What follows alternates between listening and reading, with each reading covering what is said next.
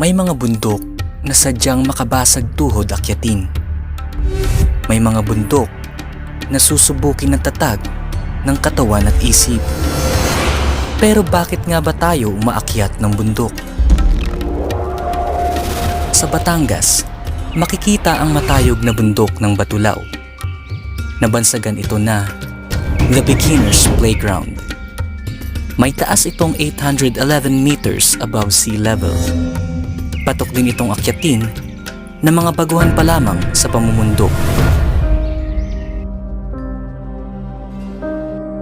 Pero ang tunay na ganda ng bundok ay bumubukas lamang sa mga handang sumabay sa paggising nito. Time check, 4:51 a.m. Kaya naman, hindi nakapagtataka na madilim pa lamang ay may mga paanang humahakbang patungong tuktok. Ito yung mahirap dito. Dadaan lang sa kanilang ba? Sa kanilang ba? Bago pa man tuluyang sumilip ang liwanag, kinailangan na naming maglakad ng 1 kilometro mula sa jump-off point patungo sa first station para makapagparehistro. Ito na ang naging warm-up ng aming mga binti.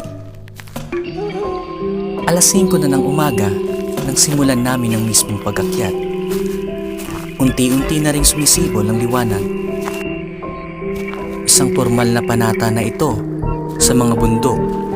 Kailangang irespeto ang kalikasan at bawat takbang na iyong gagawin. Ang dating mga patag na daan ay unti-unting nagiging mga paakyat paglagpas ng Station 1.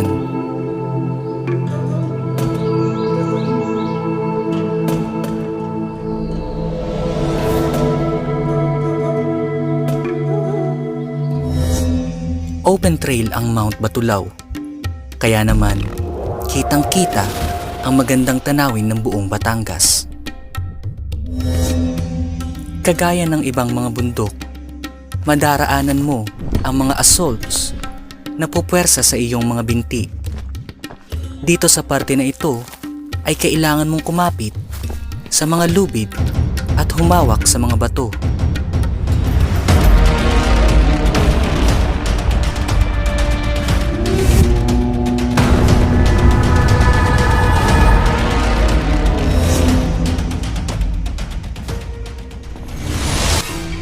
Doble ingat ang kailangan sa parte na ito dahil kaliwat kanan ay may nakaabang na malalim na bangin.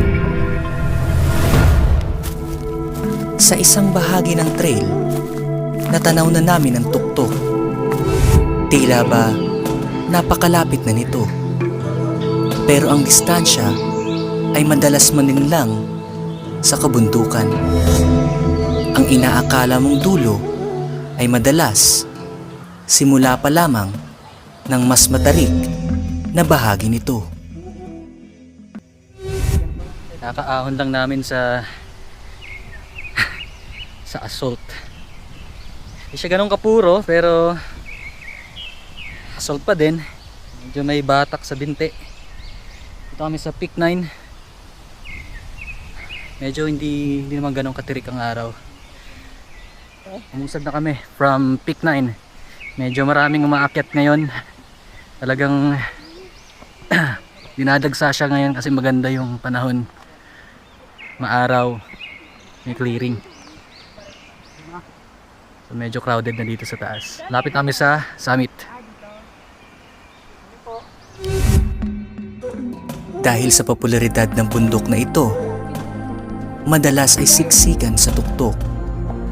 Lalo na tuwing weekend o peak season. Humigit kumulang 2.5 oras ang itinagal ng aming pag-akyat. Pero ang bawat minutong lumipas ay bahagi ng kwento na paniguradong babaunin ng iyong isipan habang buhay. Ang pagsalubong sa sikat ng araw mula sa trail ay isang karanasang hindi matatawaran. Ang dahan-dahang pag-angat ng araw, ang pagkulay ng langit, tila ba isang gantimpala sa lahat ng hirap at pagtitiis. Time check 7:24 AM. Sa summit na kami. Konting lakad lang. Sa wakas ay narating na namin ang summit. Panandali ang napawi ang aking pagod at nawala ang mga problemang matagal ko nang dinadala sa aking dibdib. Ang Mount Batulao ay higit pa sa isang bundok. Ito ay isang paalala kung gaano kaganda at kalaki ang mundo na ibinigay sa atin ng may likha. Nasa likod ng bawat hirap, may nakatagong ganda na naghihintay lamang na iyong madiskubre. Kaya sa susunod na haharap ka sa isang matarik na daan, tandaan mo na isa ito sa magpapatibay ng iyong isipan. Minsan, ang kailangan lang natin ay maglakas ng loob na harapin ang mga pagsubok upang mas lalong mapahalagahan ang ganda ng buhay.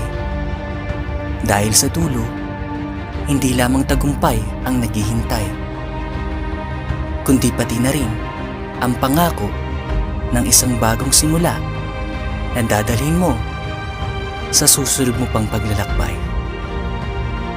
Ako po si Sherwin Luha at ito ang Traveler's Timeline.